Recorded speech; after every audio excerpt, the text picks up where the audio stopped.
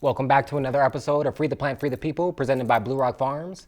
I'm your host, LeVar Edie, and we have another exciting episode today. We have a great interview lined up. This person I've been talking to for, I'll say, a couple of years. I think the first time that I met her was at a Hood Incubator event. She's been in the industry for a very long time, has a wealth of knowledge, and is probably the busiest person that I know. She's in a close tie with Rachel Stewart, a farmer out in Arizona. So those two women are the most hustling, more jobs than anybody I've ever met, but still are on the grind and are about helping people. So that is an important aspect of it. So let me introduce my guest, Chelsea Candelaria. She's the owner of Calling Mary Jane. She has multiple jobs. She works with Oakland Hyphy, and we'll get into a lot of more of all of her titles in a second. So welcome to the podcast. Thank you, LeVar. Thank you for inviting me to the podcast. I'm super excited for this interview. And yes, I do have a lot of titles and a lot of jobs, but mainly I'm a community builder, I'm a consultant, and I'm a scientist. Awesome. So yeah, that's I say all the time on this show that I'm a scientist, and so that's why we get along so well, I believe. So let's get into a little bit about your background and your history, just in general, not specifically just in the cannabis industry, but when did you first notice your entrepreneurial spirit or community building spirit emerge? I was like fairly young. I knew I didn't necessarily want to work in the traditional work environment. I did work in a traditional work environment. Like I said, I'm a scientist, background in biology. I did environmental science for like 10 years. And that was great work. I learned a tremendous amount, but it wasn't where my kind of passion lie. Gotcha. And I remember being very young, telling my parents, like, I don't necessarily want to work like regular job. And they're like, no, you're going to go to work. All right, you're going to work because, what parents of that generation do is go get a good job, Yep. go get an education, go get a good job, especially being Black and Latina. They're like, that's what you do. Proven model. Yeah. Right. And so that's what I did until, like I was just the plant kind of pulled me. I was laid off from the engineering firm. So I had some time and I had family in that were legacy cultivators at the time. And boom, that's how it started. Oh, wow. So that the non-traditional path was something that was kind of in your spirit very early, but Yeah. the society kind of puts a lot of those pressures on us to live into that same framework, especially the older generation. And I don't fault them for it because, like I said, it was a proven model. They saw it, they knew it worked, and they just want to provide a good future for their family and their children. So that untraditional path, how was their accepting of that untraditional path for you? They kind of weren't that accepting, especially my mother. She was not that accepting. I love her. She's semi supports mostly supports me now. Since it's been a while and she knows I'm stubborn. I'm gonna do what I want anyways. After a certain point, it's like I'm gonna do it whether you like it or not. Yeah. And so it took work, but over time I became like the family healer. Oh. And like, hey, multiple members of my family, people are getting older or have, a certain sort of like health problems. I would gift people weed for Christmas. A great gift. Here's a gift, right? Yeah. And I would use topicals for my grandma because she has rheumatoid arthritis.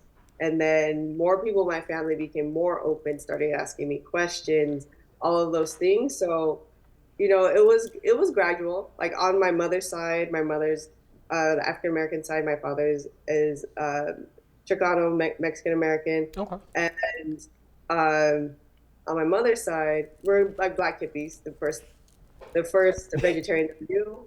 were like in my family. There weren't some white folks, it was in my family. You Oh know what I wow. mean? So like a little more open, like my cousins, of course, my hippie uncles, they're like, oh yeah, thank you. They were very open to asking me questions, you know? Gotcha. So I feel like that education and knowledge really kind of opened the door for Hmm. them to seeing cannabis in general and plant plant and like alternative wellness in another perspective, you know. Oh wow. Um, can you kind of go a little bit into the legacy part of your family? Not, again, not releasing anything that you're not comfortable with, but just how that transition from the legacy market into the commercial market had a play in like all the roles that you continue to take on. Um, Yeah. So basically, like I was working at an engineering firm, engineering consulting firm. My cousin needed newts to grow. He needed money for newts and for soils, right? To grow. He was in the Emerald Triangle, and he asked me, and I was like, "Yeah, I have some extra money, okay." And was a weed head at the time, anyways. I was like, "Yeah, I've wanted to learn." I was living in the Bay Area. I was working in Oakland and San Francisco. I had some friends in the game at the time. And like I really wanted to learn. And I was like, well, who better? Let's like work with my family. You know what I mean? yeah. And because he was trying to keep me away. He's like, you're the square, you're the nerd. Like, why do you want to Protecting. do? Yeah. Yeah, it was protecting, but then he needed money, and then here I come, right? And and at that time, you know, I would go up to the hills sometimes and just like work. It was like me, him, my other cousins. They're big dudes, a pit bull, and and in the middle of the woods, right? But unfortunately, the family farm got chopped. Oh wow. My luckily my cousin was the only one there, so he's the one who caught a felony, all the whole shit. Yeah. And after that, it was like I was like, someone has to figure out what like legal weed looks like.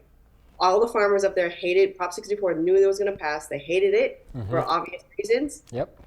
And we know Prop 64 in California is absolute trash for small businesses, for small farms. It's decimated the industry in that way. Yep. But it was going to happen, and we knew it. So I was like, well, let me try to figure it out. Hmm. And I tried to figure it out. I just showed up. No, that's a common theme that I've noticed in cannabis, specifically Black and Brown people, BIPOC people in the industry. Of we fall into these roles out of need. Of Yeah, it was not really my plan. I believe God had a purpose for me to be here. You know, mm-hmm. it's like in my purpose now, but it wasn't. I could not have foreseen I would be here, like working in my engineering jobs at the time. No, definitely. Yeah, like that. Like I said, that's a growing theme, specifically for me as well. Is I just wanted to grow in the legal space, and I saw the difficulties that I was having acquiring my license, acquiring my business, Yeah. and I was like, well, if I'm having this hard of time, I've been fortunate enough to be able to get a college degree, things of that nature that you would assume would give you an advantage in that space. And I was having that tough of time, and I was similar. I was to you. I was like, if I'm having this tough of time, other people that look like me that didn't get these opportunities that I'm afforded, For real. I have no idea how they're gonna do it. So let me figure out ways that I can help get more people like us into this space. So I really admire and can really understand that viewpoint of, like you said, your cousin gets caught for a felony when in a situation where, from my opinion, he shouldn't. You shouldn't have had all the plant tags. Like we had the tags, we had all that shit during that. It was still that the transition to Prop 64 is before it passed, right? Yeah. So we had all the tags, we had everything that was necessary at the time. But you know, they would do anything to Yep. get you locked up and locked up. Yep. And so, like I said, I think it's admirable for you to see a situation that it affected you, but not directly in essence of, but you wanted to help others so they don't have to face this. Can you talk a little bit about your community engagement? Because a lot of the things of what you're saying, it all, to me, ties in together to that. Yeah, for sure, for sure. I'm on the board of the Equity Trade Network. And at the Equity Trade Network, we are essentially building an ecosystem for cannabis operators, and an ecosystem in which we collectivize like a lot of this work, collectivize opportunities, like real opportunities, Mhm. like in the industry, and we've proven it. We just had a huge 17-day activation at the California State Fair. The first, Amazing. Yes. the first opportunity to both sell and consume weed at the California State Fair. It was lit. A lot of work, like a lot of work. It Yes. was hot as hell. Like it was crazy. We're on a shoestring budget, all the things, but we did it and we did numbers, right? And so we Yes. try to get those types of opportunities and opportunities within our network for folks to work together. So we have people from now we've expanded nationally, and so that's something for you. Now I know I've been talking to you about the Equity Trade Network for Yes. a Yes. bit. Now we've expanded nationally, and Awesome. so there's there will be more opportunities for folks to participate in things once we roll out more national programming. But in California, we're really hitting the ground running with the legacy market. So we built it kind of like a music tour. You know what I Mm. mean? Like, No, that's dope. so we built it like we're like fucking Kendrick touring right now. So our next stop, it was State Fair just ended. Our next stop is it'll be Outside Lands and the Grasslands activation, which is the weed activation in Outside Lands. And by the time people hear this, it would have been over. Yep. But we have things planned through the fall, actually, at this point. Oh, awesome. I'm excited to hear that. I'm looking forward to hopefully being able to attend some of the events. Oh yeah, pull up. Yes. And yes, like you stated, we have been talking about it for a while, about trying to get that equity trade network out here in New Mexico. I know you, Nina Parks, do a lot of work in that space. Ramon, I know Anthony, who's with Next Level Edibles, who's Yep. part of that equity trade network, I believe. Um, so it's really for me seeing, because right before I left California, actually on my iPad here I have yep, equity trade session. We paid for this. Yeah, the equity session. Yep. Yeah. Yep. So I see the growth that it's had, and I see the work that you guys have put in to get it to the point that it is. A lot of work has been going on behind the scenes, and it's not been at the timeline that you guys have wanted, because I remember talking about like the New Mexico part a couple of years ago, of trying to get it out here. But again, this work takes time, and it's important that we highlight that, so that people that are interested in getting into that community building understand the timeline, and that, as J. Cole says, change is slow, always has been and always will be. So that's, like I said, it's just exciting to see the growth that you guys have had in that space. Can you talk a little bit about being an Afro-Latino woman in the cannabis industry specifically, because that's a viewpoint, one, that I can't provide, but I think is needed to be stated, and we need to hear more of voices like yours about the space. Hmm. Um, I think being Afro-Latina in this space, it provides instead of like another industry where it may be seen as a disadvantage, but I believe it like in the cannabis space, it's definitely an advantage. We bring our culture, we bring our ancestral knowledge of this plant, like we bring a lot of ourselves here. I feel it's the first place, at least professionally, I could be more my authentic self. Like my industries before, I never worked with a Black or Latino woman in a technical capacity at any engineering firm I worked at in like 10 years. Oh, wow. I worked at a NASA research center. I worked at like top engineering firms. Not one time. That's crazy. There was a couple of Black male engineers, Yeah. but I did like environmental science. I was like environmental scientist. I did not see anyone that looked like me in my roles in 10 years. Yeah. That speaks a lot in It itself. speaks a lot, even though now, weed, it is like male dominated, but it is way more diverse, at least from my perspective, than what I was used to Mm-hmm. before in like my previous like kind of professional environments. And I can show up as myself, Yeah. like No code at least switching needed. right, at least mostly myself in this space. Obviously, sometimes you gotta button it up and shit, Yeah. but like I can show up as mostly myself, and that feels good. No, I definitely feel that because I came from the medical side, and similar, especially as I started moving up in the medical side. Right. Going back to another rapper quote, Jay Z, the higher and higher I go, it was like dominoes, less and less of us I saw. Yeah. So, yeah, that was disheartening. But I agree with you. I see more of us in the space. What I want to see more of us in this space is in the ownership roles. In Ownership, the exactly.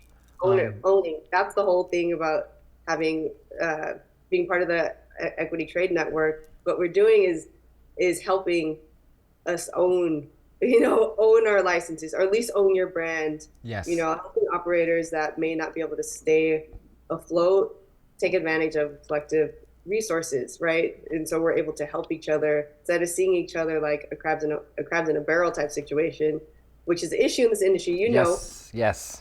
It's like, nah, like I don't care if you sell flower, I sell flower too.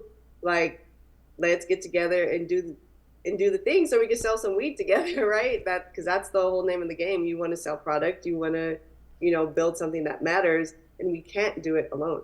Yeah, that is very important. And that's why, like I said, part of BluRok Farm and Top Harvest Club's vision, or part of our mission, is creating that ecosystem of Yep. Black, Brown, BIPOC, Indigenous, and women specifically in the space. And we're specifically, my companies are specifically focusing on the cultivation side, um, Hmm.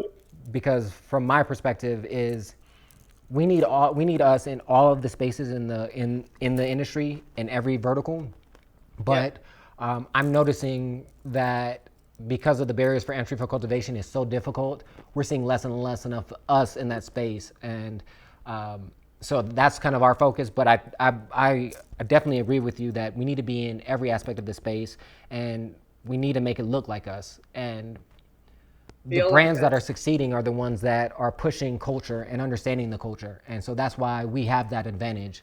And those larger companies, those MSOs, really need to start looking at that and saying we need to start putting people in ownership, higher management, boards of our companies, because we'll be more successful because they understand the culture. Yeah, 100%, 100%. And I agree with you.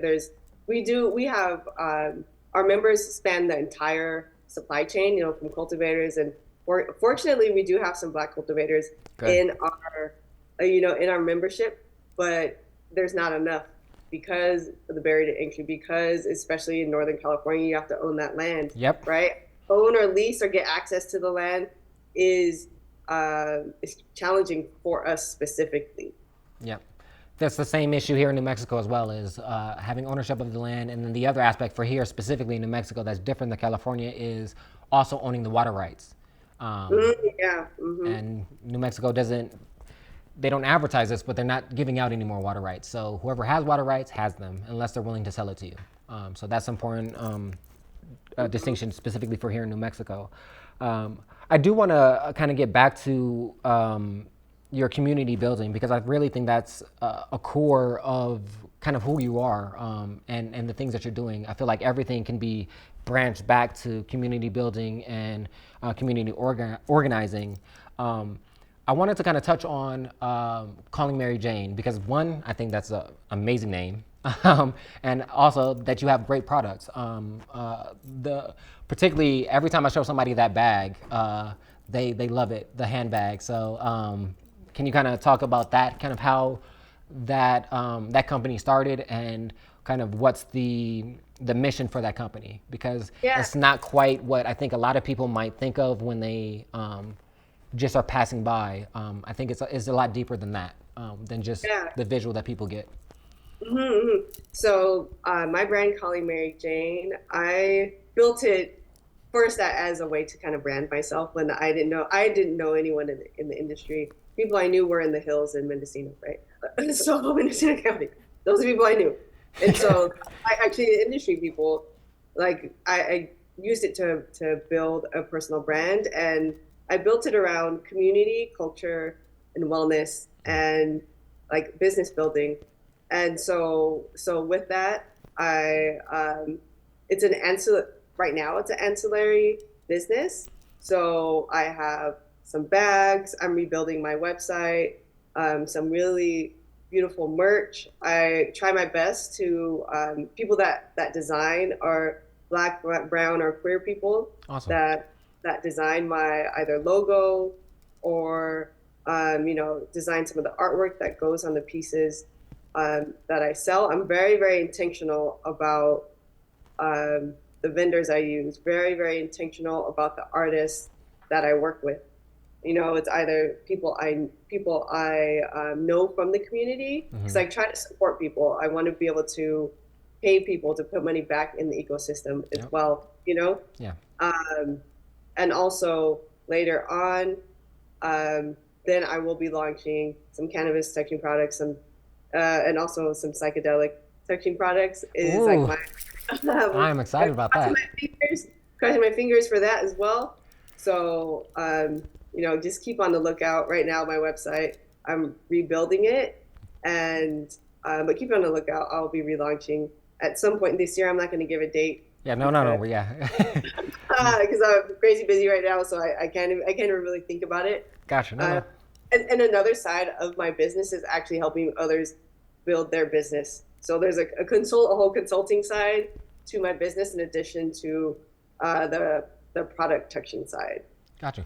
On the consulting side, is there a specific areas that you focus on helping consultants? So if some of our listeners are interested, is there specific lane that you're trying to focus in on the consulting side, or is it kind of all encompassing several spaces in the consulting space?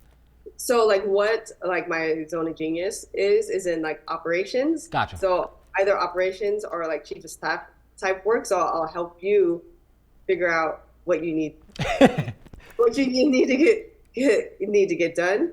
Help you keep organized, building systems. Because I am a scientist. I did do engineering work for a long time. So like the systems building, the operations is like right up my wheelhouse. Gotcha. So that's kind of where I best lie. Sales operations, because I have done some sales in the industry, and I'm good at helping to build sales teams. I could even do the sales myself, but I'm actually better at helping your best fucking legal trapper, helping them do their job with minimal kind of things that get in the way, because you need systems for sales. Yes. And you need systems for productive sales, and most salespeople don't necessarily want to deal with any of the administrative bullshit. Anything, they want to just sell the product because that's how they make their money. Yeah. No, so, that's very important. I think, especially, I would say your services, your consulting services can be used at any point in a company's iteration. If it's a more established company, there's ways that you can find ways to improve their operation.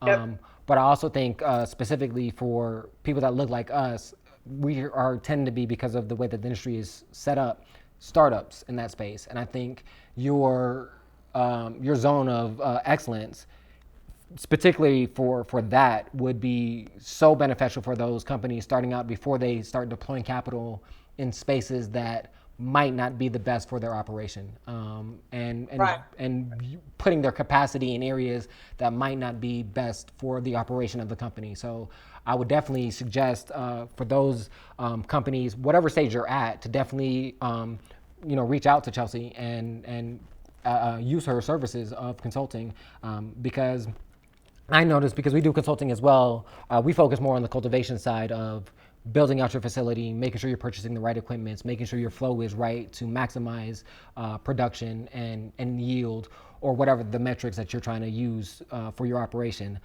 So I think, and we say the same thing, is earlier we can get into your business, the more effective we can be before Yeah. we have to correct some of the changes that have already occurred. So I Right. would imagine that's going to be the same for you. Yeah, before there's issues, but a lot of times I come in when uh there's problems, right? So I love solving problems actually. It's like one of my favorite things to do. So I don't mind it, and I actually function well in those type of environments. I'm fractional COO of Oakland Extracts, and Oakland Extracts was and is the first POC and Black owned extract company in the state of California. Yes. And it's been around for Taryn's been around for like 15 years, 13 years.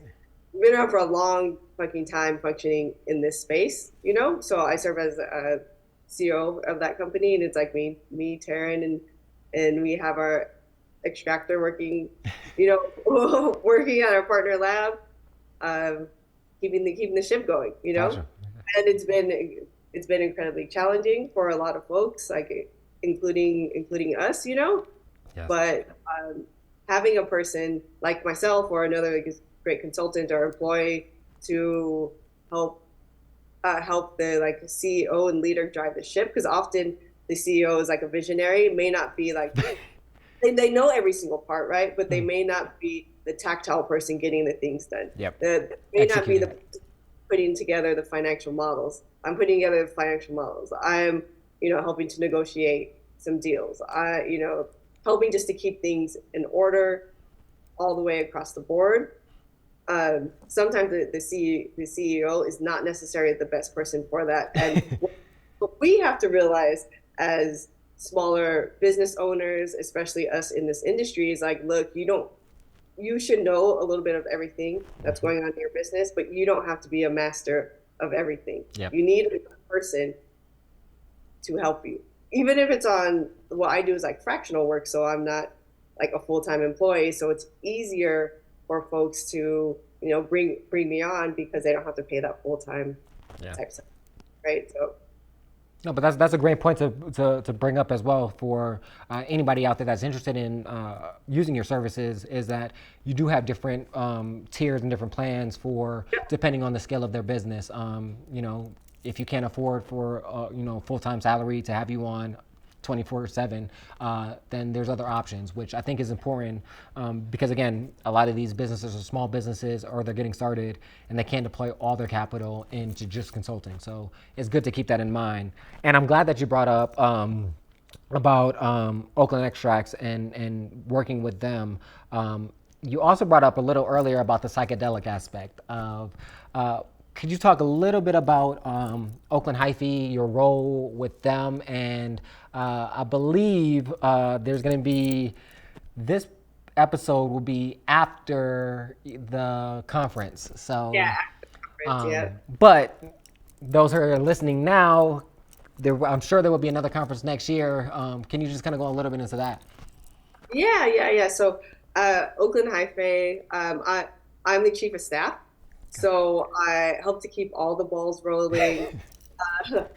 I work very, very closely with our HNIC. He doesn't call himself CEO, he calls it HNIC. I love it. I love it. Reggie, very closely with him to manage our schedules, manage all the deliverables, help to even manage like some of our staff. To I jump in on projects, essentially all the projects that we have going, and we have a lot going simultaneously, to like jump in to make sure we are on time with deliverables, we get things done. One of the primary things that we do, we have a psilocybin testing laboratory. So we test your, you know, either your fruiting bodies, your mushrooms, or your products, your chocolates, your gummies, or your extracts for psilocybin. We can test for other things as well, but our base testing is for psilocybin and I believe 9 other tryptamines as well. Okay. And you know, if you are a grower, even if you have your own mushroom grow just at home and it's not for commercial use, a lot of people send in their mushrooms, right, for potency testing, because you want to know you want to know what's going on with your mushrooms. It's a burgeoning space in the Yes. industry, and I encourage everyone to know what you're consuming if possible. Know, and if you're growing, why not? Our testing services aren't financially burdensome, so anyone could send in their or get us your fruiting bodies to test. So And not only that, it's by doing that, you're supporting a local business. You're supporting a a local black-owned black-owned business. business, Exactly. black-owned business. Yeah. So Uh, that's a way that because I think a lot of people want to support black-owned businesses, BIPOC businesses, women businesses, but I don't think they really encompass all of the aspects that you can help and support a business. Going to their social media pages, following them, liking their posts, commenting. In that case, sending your samples to the labs to get it tested. contact us, right? Contact us so we could get your samples. Yeah. Uh, or we have a podcast. We're going to be releasing our new season soon. Awesome. Awesome. We have a Substack. Support our Substack. Yeah. Also, our events. Like by the time this podcast comes out, our conference and our retreat will have happened. But we have an international retreat happening in Montego Bay, in Jamaica, at the Rasta Indigenous Village, and it's a very, very special place. Yeah. It's Jamaican owned by Rastafari people. It's a very, very sacred space, and they're going to be holding space during our retreat for folks to Awesome. journey using psilocybin and other plant medicines, and do some healing in community. Right, community building is important, and also healing in community is also important. A lot of our healing is individual with ourselves, but there are times where doing it in community is incredibly beneficial for us. And that will culminate in a conference at the end of the week. Awesome. So the retreat is small. We have only enough space for 12 folks, and by the time you hear this, it'll have Beautiful. obviously it'll be full, and we already have occurred, but we have a small container for folks. And then we have a conference, which, a couple hundred people were expecting. Gotcha. Wow. That's amazing to hear all of the future projects and everything like that. There's so much more that we definitely can dig in. I'm gonna have you come back on the podcast to dig in more. But I do want to, before we end out, I want to ask you. I have two last wrap-up questions, but the question that I want to ask you before we get into that part is, I've seen on just and knowing you and seeing on your Instagram and social media is your cannabis consumption habits of what I see. To me, it's helping break the stigma about cannabis and its use of, yeah, we smoke, but we also do a lot of work. We also get a lot of work done. We're not lazy. Yes, we can smoke and still get work done. Can you talk a little bit about kind of your cannabis use on a daily basis and balancing and keeping that balance of professional and productive life while still using cannabis? Because that's not what people, the stigma that's associated with it. It's lazy, non-hard workers that can't really be in professional settings, things of that nature. Right, right. So I don't necessarily use cannabis every single Yeah, I don't. day. Yeah, sorry. Yeah, I go through periods where I abstain for a little bit, and then tolerance you know, breaks. and I'll yeah either a tolerance break, um, or sometimes I guess a tolerance break.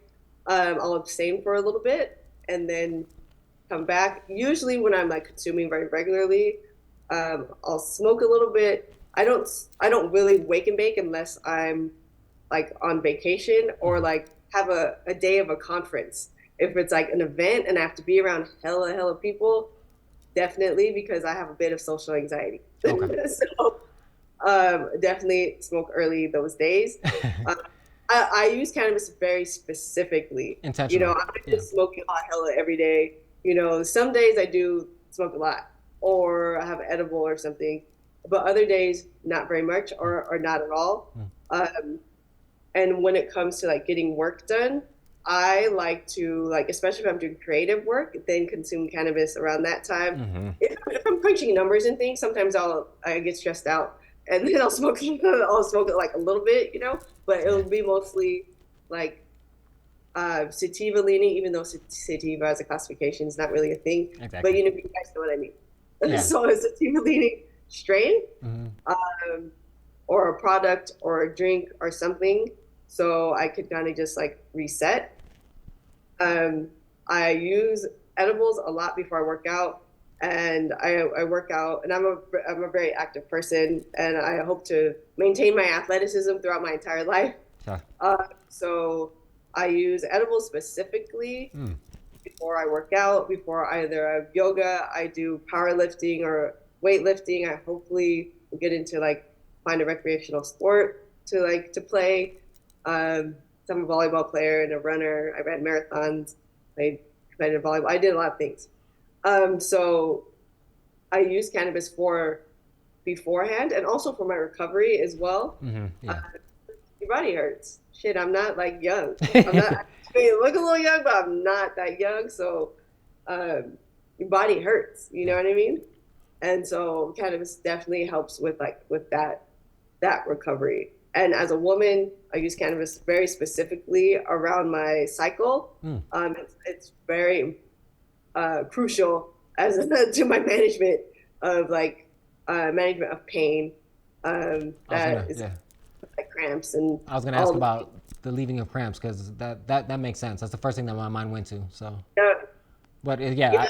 I wouldn't have went there unless you went there because I never thought about that as a source of period management. Hell yeah, it is. It's definitely a huge source of period management for me and a Awesome. lot of people like me. I accompany it with other herbs, Of course. Yeah. Yeah. with like red raspberry leaf, Oh wow. other more like other herbs that will help like ease that time of month. Okay. Uh, Cool. provide more relaxation, sleep, all the things. So it's important around that time. You do think the cannabis we use is the female part of the plant. So Yeah, that makes sense. So yeah, no, that's makes sense. You know what I yeah, mean? yeah. No, like I said, I never thought of it from that perspective, but it makes the most sense in the world. And just medically, I can see different symptoms being alleviated by the different terpenes and different cannabinoids in it. So that, and then like you said, if you combine it with other herbs that have those other benefits, yeah, I can see that being more of like a holistic approach to resolving the downsides to period Being management. So. open. Yeah. So now that's before I get into the last questions, the thing you said about that you like to take edibles before, well, that you take edibles before you work out.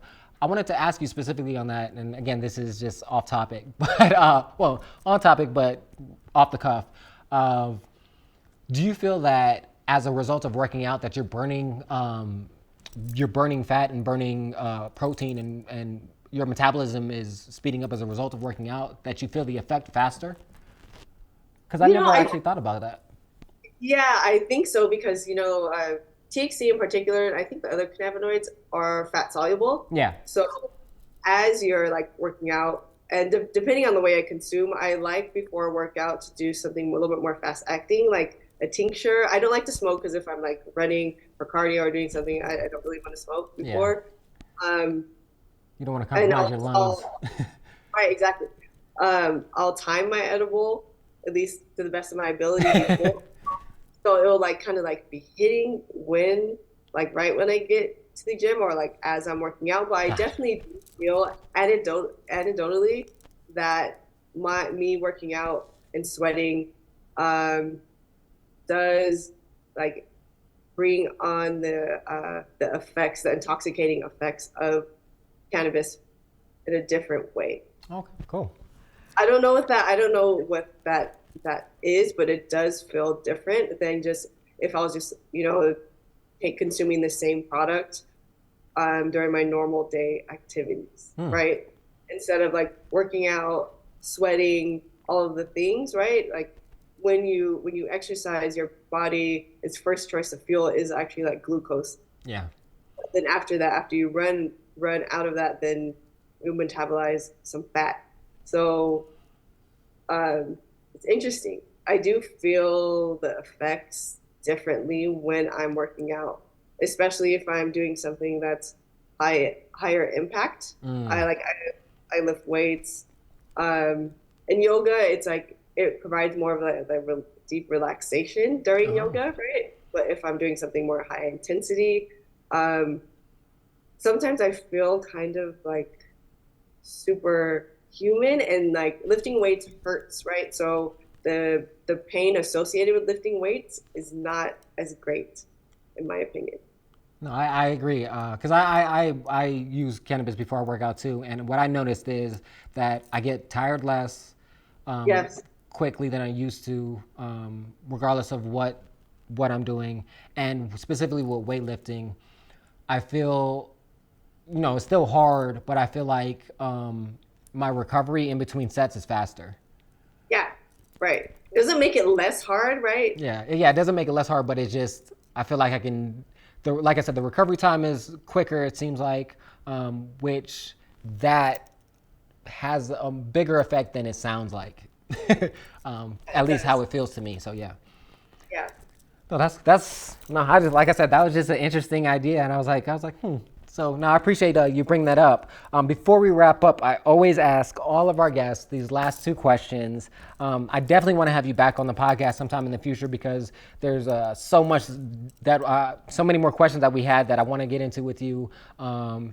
So definitely would love to have you come back on another time, and would love to have you and Reggie come on as well and talk about potentially how the conference went and things of that nature.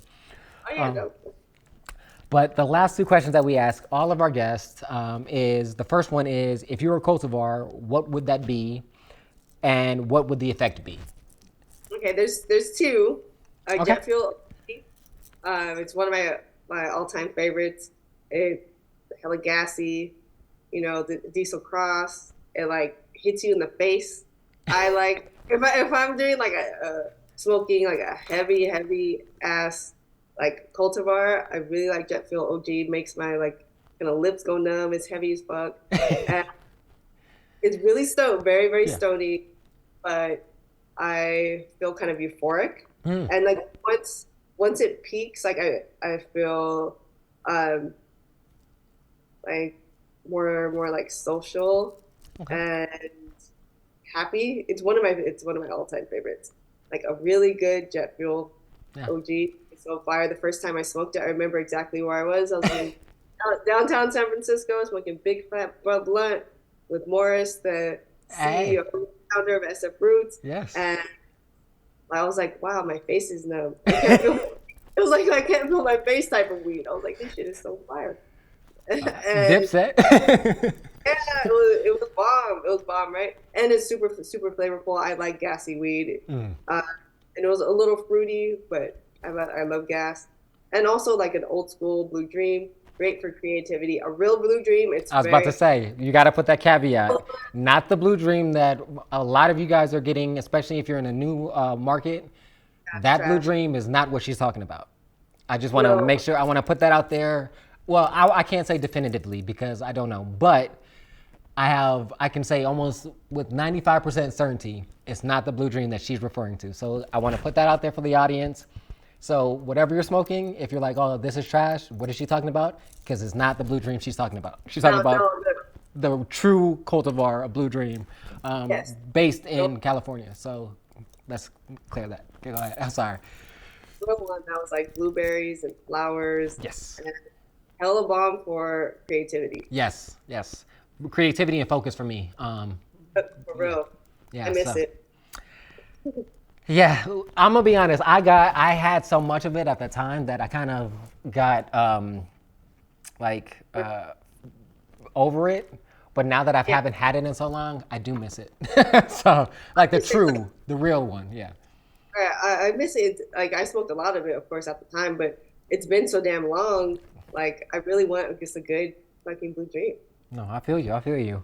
Um, I would say for me, for particularly now, because I've gone through so many cultivars, the one that I'm gonna say I don't know if I said it before. I probably have because it is one of my favorites. Is Granddaddy Perp. Mm. The the Man, I haven't seen a good granddaddy in heckin' long too, that especially in the town. Have not seen a good one. that's why because you bringing up Blue Dream, bring those memories back of like I tell a lot of people is in high school that's all it was Granddaddy Perp, Granddaddy Perp, Granddaddy Perp. If it ain't purple, Pound I loves don't the want it. purple. Pound loves the purple weed. That's what. Yep. So that's the cultivar that I would pick, and the reason why I liked it is because of the taste was really nice, uh, strong, potent, and pungent, but also the effect for me. It had a relaxing effect for me, but it wasn't. I'm down for the count. Yeah. So that is the cultivar that I would pick for today.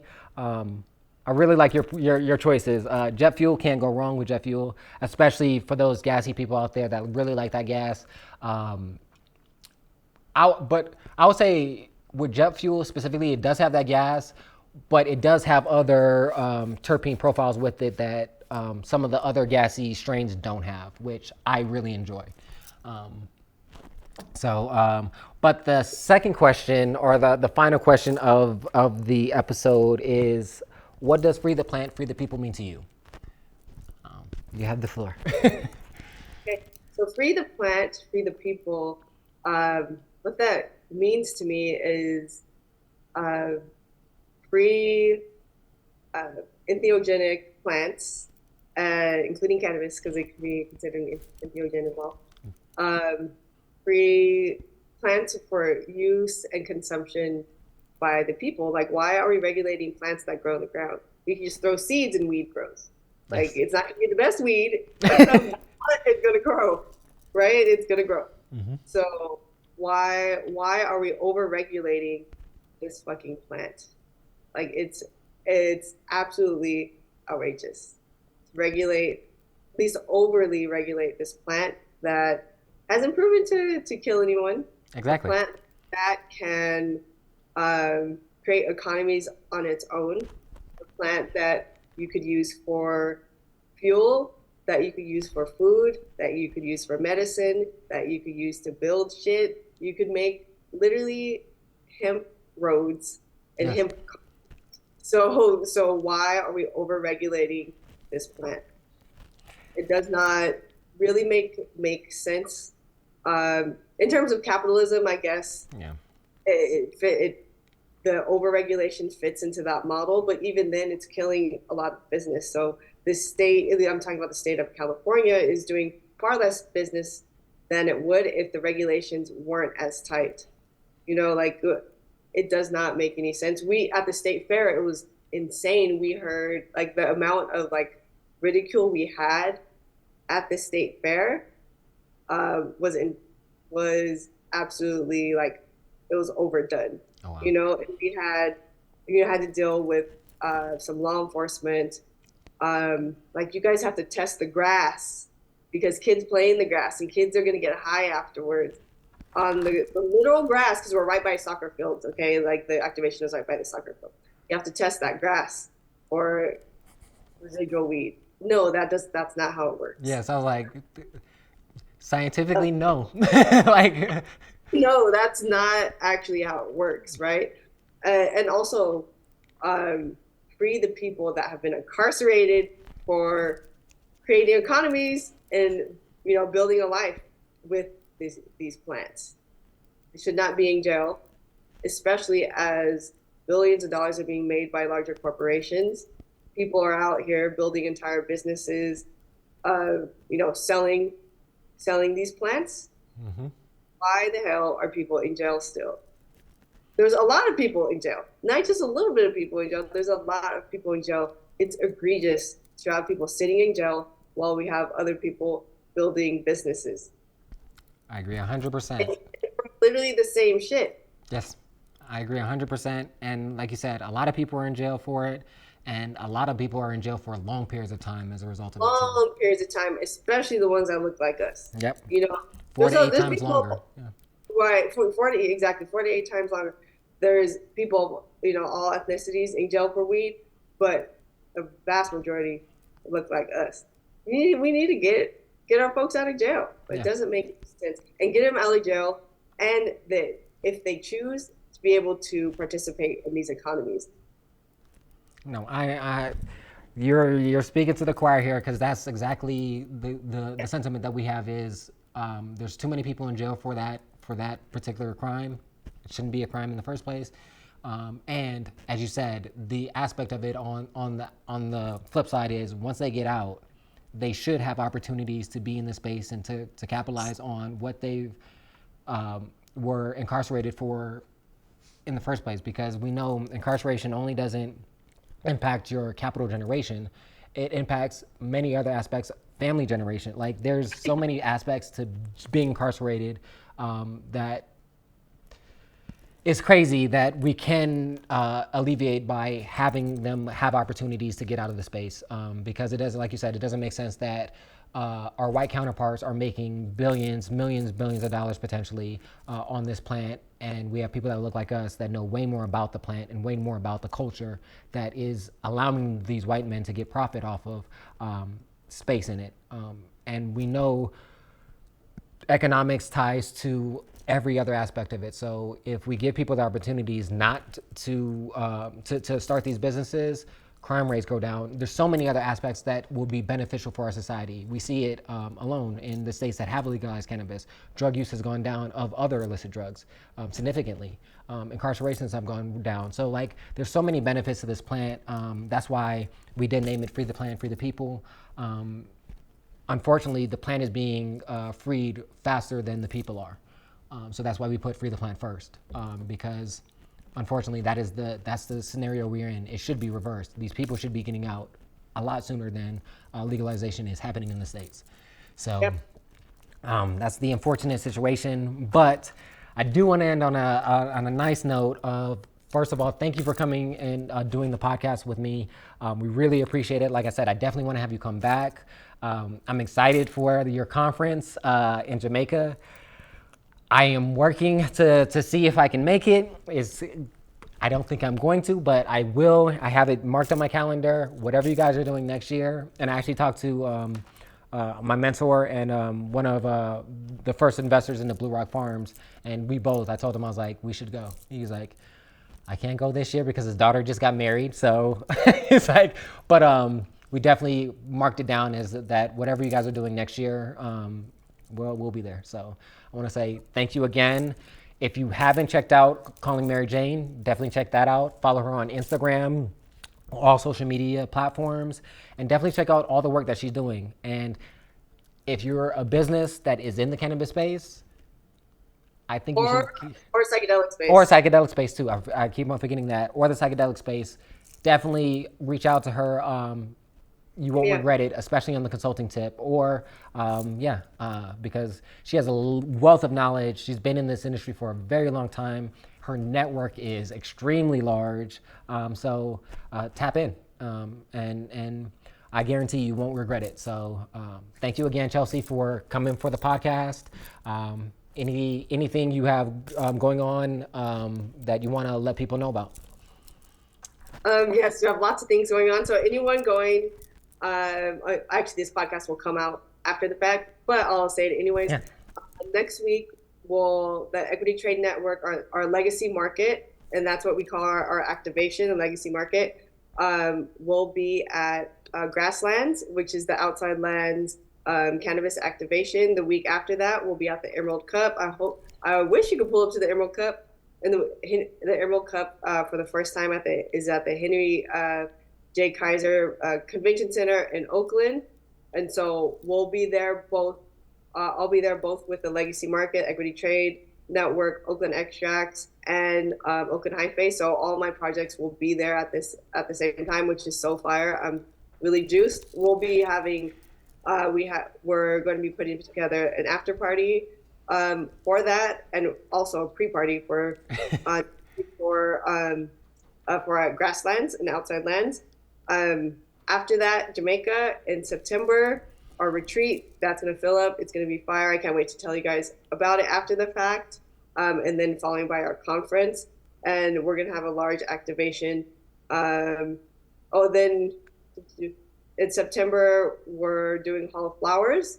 So Hollow Flowers, that's going to be in Santa Rosa with the Legacy Market. We're going to have a firehouse activation there. And then in the fall, we're doing a big collab with a giant cannabis brand. I can't really talk about it now, but that is gonna be dope. We're gonna take over a dispensary in LA, and Ooh. that's gonna be hella fire. So just keep in touch. Calling underscore Mary Jane, MarijAne on Instagram, or Chelsea, CHELSEA, at callingmaryjane.com. My email, so contacting me if you're interested in consulting services. I'm totally open for like a quick call. Even if you're just like unsure what you need in your business, like I do specialize in small, medium-sized businesses and can scale up into larger businesses. Um, and if you're interested in testing of your mushroom products, please hit me up about that too. We'll figure out how to make that happen. Um, because we should all test our drugs. Yes. No, they're not drugs, but we should test our drugs. Yes. Yep. You should know what's going into your body. So, 100%. yeah. 100%. I'm 100%. Yeah. Mhm. So, it, like she said, that's a lot of things to check out, but definitely check all that stuff out. Definitely contact her if you are interested in consulting. Like she said, even if it's just to assess your level of need, to see if she falls into the warehouse of the services that she can provide. Like I said, she also has a wealth of knowledge and network. So if I would imagine if her service doesn't quite fit you, she can potentially refer you to somebody else that might services might fit the scale of the business that you're trying to improve. So thank you again. And I want to say thank you to everybody out there watching. Please like, subscribe, and follow us. Let us know any products that you want us to try, any dispensaries that you want us to visit. And if by some chance we make it to that conference, we'll make sure to get a lot of video footage of what we can, so that we can kind of share that with you guys as well. But we will be there next year. It's a public statement. It's out there. People are going to be able to see this. That is the plan. Is next year definitely to make sure we go. And then there are some events that I am going to try to make sure that we get to this year. We are looking at Hollow Flowers. Yep. I would love to see you there. Yeah, that I have that marked on my calendar. Just I have to look at some other things, the logistics, and make sure that we have things covered here to make sure that that's taken care of. But so that is something we are looking forward into. But even if we can't make it, you guys should definitely check it out. So check out all that information. We'll have all of this in LinkedIn. So we'll have not LinkedIn, but linked into the section so that you can click on the links to get Chelsea's contact information, her social medias, as well as all the other companies that she's working with as well to get more information about that. So thank you again. And you know our motto, peace and blessings to all. And we're out.